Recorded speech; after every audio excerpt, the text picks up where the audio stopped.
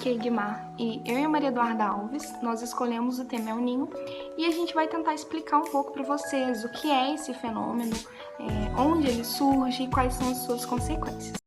Como eu mesmo disse, o El Niño ele é um fenômeno atmosférico oceânico. Ele é caracterizado pelo aquecimento anormal das águas do Oceano Pacífico. E como é que se dá esse aquecimento? Esse aquecimento ele se dá por conta do enfraquecimento dos ventos alísios. Os ventos alísios são massas de ar quente e úmida. E o próximo vídeo que eu coloquei nos slides, ele explica um pouco melhor e mais detalhadamente sobre o El Niño. Tempestades e inundações, secas e queimadas, e o impacto sobre dezenas de milhões de pessoas no mundo todo. De tempos em tempos, os jornais noticiam as consequências de um fenômeno global cuja origem a ciência ainda não explicou completamente: o El Niño. Para entender o que acontece durante o El Niño, a gente tem que primeiro examinar a interação entre o oceano e a atmosfera, no Pacífico Equatorial. Em condições normais, os ventos alísios no Oceano Pacífico carregam a água que foi aquecida pelo Sol em direção ao oeste. Lá, a água é literalmente empilhada. O nível do mar é até 20 centímetros mais alto na Oceania do que na América do Sul. O calor é transferido, então, da água para o ar. Mais leve e úmido, esse ar aquecido sobe e condensa, ocasionando chuvas na região. Enquanto isso, ao longo da costa da América, as águas mais frias do fundo são puxadas para a superfície, num fenômeno chamado de ressurgência. O El Niño acontece quando esse equilíbrio é alterado. Ele pode enfraquecer ou até mesmo reverter essa dinâmica. Ou seja, a água mais quente que era transportada para o oeste se desloca em direção à América do Sul, e as chuvas da região também se aproximam do continente. Ei, gente, eu sou a Maria Eduarda Alves e eu vou estar explicando um pouco mais detalhadamente como acontece o fenômeno El Niño. O El Niño, inclusive, recebeu esse nome dado por pescadores peruanos. Eles deram esse nome para o fenômeno por ele acontecer próximo do Natal. Então, era uma referência ao Niño Jesus, o Menino Jesus, por causa da época em que acontecia. Então, como a Egmar disse, os ventos alísios são muito importantes na boa interação entre a atmosfera e o oceano. Em anos normais, o que acontece? Os ventos alísios, eles sopram de leste para oeste, e com isso eles ajudam a carregar as águas mais quentes que ficam na costa oeste da América do Sul para o lado oeste do Oceano Pacífico. E assim acontece o que nós chamamos de ressurgência, que é quando as águas mais frias e mais profundas conseguem subir com mais facilidade. Essas águas, por serem mais frias, são naturalmente mais densas, por isso elas ficam tão profundas e demoram tanto tempo para conseguirem subir para a superfície. Na matéria de geografia, nós estudamos sobre as correntes marítimas e uma das correntes mais importantes e conhecidas do mundo é a corrente de Humboldt. Essa corrente ela é extremamente fria, porque ela tem a sua origem próxima da Antártica e ela traz essas águas frias junto com ela. E é ela que passa pela costa oeste da América do Sul. Quando o fenômeno de ressurgência acontece, essas águas conseguem subir e trazer muitos nutrientes. Esses nutrientes servem para criar um sistema muito rico, um dos melhores e mais produtivos do mundo. Esse sistema ecológico é formado da seguinte forma: os nutrientes presentes na água servem de alimento para os peixes, e esses peixes, por sua vez, servem de alimento para as aves marinhas. Depois que essas aves marinhas se alimentam, elas voam até o continente e as suas fezes são depositadas no solo e servem de fertilizante para as plantas. Então cria todo um sistema muito importante e muito rico. Os ventos alísios empurrando as águas para o sentido oeste e funcionando da fórmula certa, cria o que nós chamamos de célula de circulação de Walker. Essa célula de circulação de Walker é como se fosse um retângulo em cima do Oceano Pacífico. Quando ela funciona da forma correta, cria uma zona de baixa pressão próxima da Austrália e uma zona de alta pressão próxima da costa da América do Sul. Quando o fenômeno El Niño acontece, o que ocorre nessa célula? Ela é quebrada ao meio, simplesmente. E então é formada uma zona de baixa pressão no meio do oceano e duas zonas de alta pressão, uma próxima da Austrália e uma no continente americano, na América do Sul.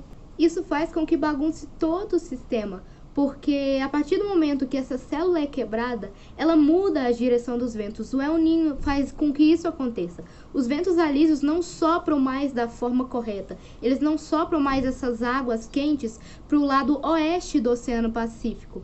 Então, essas águas frias que vêm com as correntes marítimas não conseguem ressurgir, não conseguem subir. E isso atrapalha porque os nutrientes necessários não vêm para a superfície da Terra. E sem esses nutrientes, essa cadeia ela é desfeita. E isso prejudica não só na economia, mas prejudica no mundo inteiro de uma forma geral. Não só no Brasil ou na Austrália ou nos países próximos, mas todo o mundo, todo o globo terrestre sente os impactos do El Niño.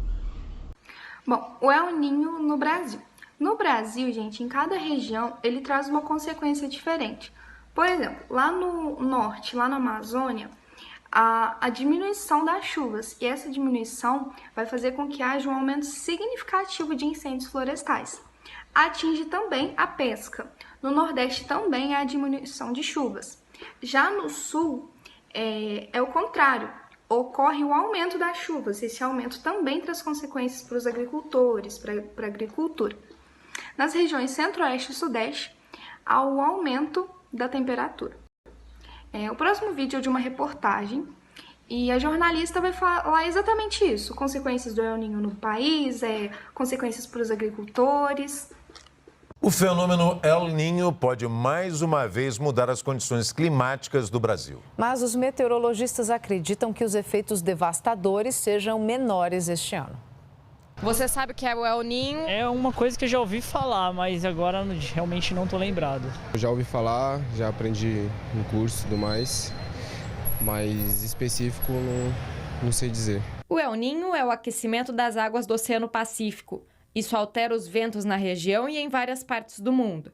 No Brasil, o clima fica alterado.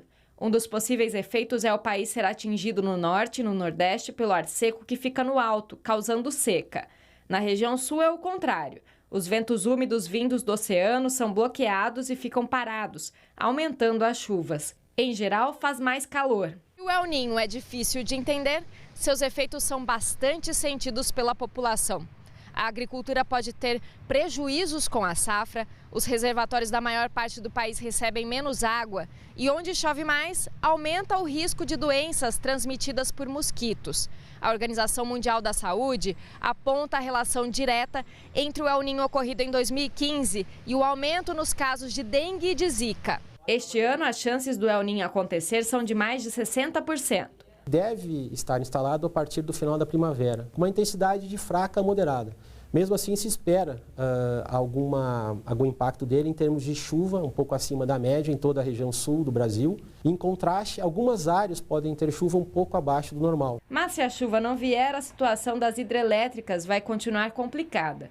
No sistema Sudeste, Centro-Oeste e Nordeste, os reservatórios estão abaixo dos 30%. A população está pagando mais caro pela conta de luz porque não chove. A perspectiva é que o ano termine com cerca de 23,1% do volume útil. Quando falta chuva, até o leite fica mais caro. A alta este ano foi de 46%. A pastagem ficou seca, as vacas emagreceram, perderam produtividade. Na agricultura, a chegada da nova estação coincide com o início do plantio da safra de verão, que são os alimentos mais importantes na cesta básica do brasileiro. Se não chover até novembro, a safra pode ser prejudicada. Primeiras chuvas são extremamente importantes para definir o calendário de plantio do produtor. A questão é que no Nordeste, que é a região mais influenciada pelo El Niño de forma um pouco mais negativa, a tendência é que as chuvas chegam de forma mais tardia. E isso pode, de repente, atrasar o plantio do Nordeste no caso de grãos. Como eu falei anteriormente, as consequências do El Niño não são sentidas apenas aqui no Brasil. Várias outras partes do mundo também sofrem as consequências desse fenômeno.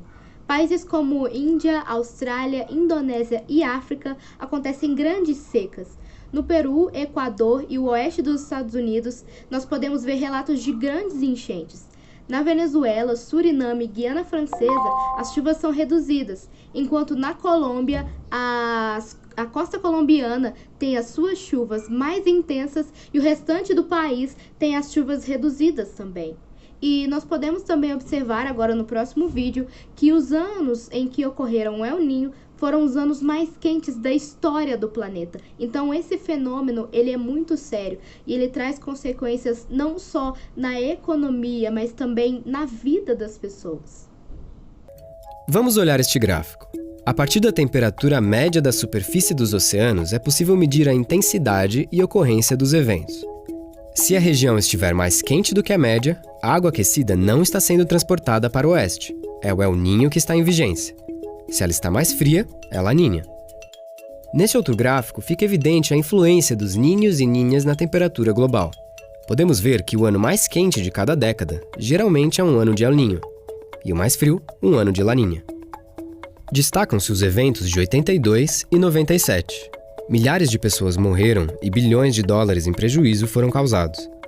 No final de 2014, começou o que seria o mais forte El Niño já registrado, que se estendeu até o começo de 2016. Ano este que, aliás, bateu o recorde de mais quente já registrado na história.